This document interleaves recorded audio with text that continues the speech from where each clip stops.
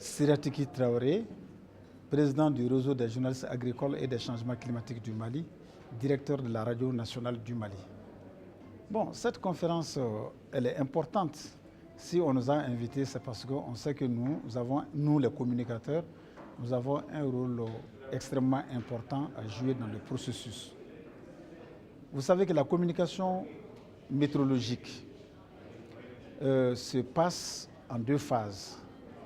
Il y a une phase qui est la phase horizontale.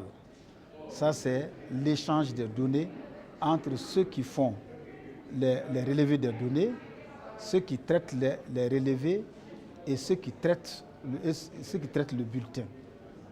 Il y a l'autre forme de la communication, parce que quand ce produit est traité, il n'est pas traité pour être mis dans les terroirs. Ce produit est traité pour être diffusé. Il doit être diffusé pourquoi? Parce que quand vous avez un produit, ce produit n'a de valeur que lorsqu'il y a des utilisateurs de ce produit.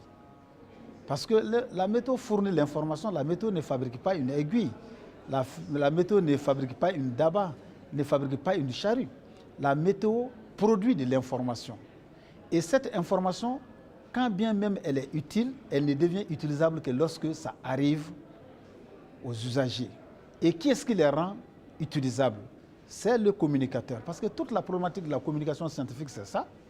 C'est que le scientifique produit un bulletin avec toutes les terminologies de sa science, qui n'est ni accessible même au commun des mortels, à fortiori ce paysan qui est de l'autre côté du pays et qui parle uniquement sa langue nationale. Pourtant, cette information est très utile pour lui. Mais pour qu'elle soit une information utilisable pour lui, il faut que le journaliste soit dans le secret des dieux, c'est-à-dire comprendre les terminologies du scientifique, les ramener dans un langage accessible avant de détériorer le contenu scientifique et de rapporter ça à l'usager final. Et c'est ça notre rôle. Cette forme de communication est la communication verticale, c'est-à-dire du produit scientifique du côté des scientifiques qui descend en passant par les communicateurs pour arriver à l'usager final. Donc voilà toute notre raison d'être présent à ces assises. Et aujourd'hui, quand on parle de stratégie africaine, en matière de climat et de la météorologie, ce qui fait partie des sujets les plus importants de cette assise, cette stratégie, aujourd'hui c'est peut-être une stratégie. De cette stratégie, ça va passer à un plan stratégique, et d'un plan stratégique, ça va passer à un plan opérationnel. C'est à cette phase de plan opérationnel que nous, les journalistes encore, nous sommes sollicités. Parce que tant que c'est une stratégie, tant que c'est un plan stratégique, ça reste une vision politique. Cette vision politique, elle ne servira à quelque chose que lorsqu'elle est traduite en acte. Et ce acte-là est rapporté à qui? Rapporté aux usagers et par l'intermédiaire de qui? Par l'intermédiaire de la communication. Que ce soit la communication média, que ce soit la communication hors média, bon an mal an, il faut vraiment la communication pour que ceux-là pour lesquels nous travaillons, l'information, les produits peuvent les arriver.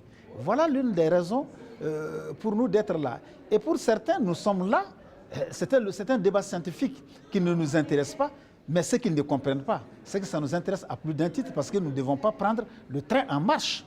Nous devons être au début et à la fin. Donc, je dis encore une fois de plus que nous sommes aussi importants qu'un météo qui prend part à cette rencontre. Mais ici, on a parlé de plan stratégique. Il y a ce qu'on appelle le cadre mondial du climat. Ce cadre mondial est déjà élaboré. Et au niveau national, il doit y avoir des plans nationaux, il doit y avoir des cadres nationaux sur le climat. Mais ces cadres nationaux aussi ne seront des réalités pour les utilisateurs de l'information climatique ou météorologique que lorsque, au niveau national, autant on a élaboré un plan national, un cadre national climatique, autant il faut que cela soit accompagné par un plan de communication en bonne et due forme. Si cela n'est pas fait, c'est comme si vous partez pour une fête, vous avez porté une chemise, vous avez porté un bonnet, mais vous n'avez pas de pantalon. Et donc, vous n'êtes pas complètement habillé. Et moi, je pense que, à ce titre-là encore, j'invite les responsables météo au niveau national de se faire accompagner par les spécialistes de la communication. Il ne s'agit pas de dire, je vais voir celui-là, il travaille à la radio ou à la télévision pour que moi je puisse être connu. Non, il faut l'aider, il faut travailler avec lui. Il faut lui faire un transfert de compétences pour qu'il comprenne votre science afin qu'il puisse mieux la rapporter. Voilà ce que je voudrais donner comme message aux différents responsables nationaux de la météorologie.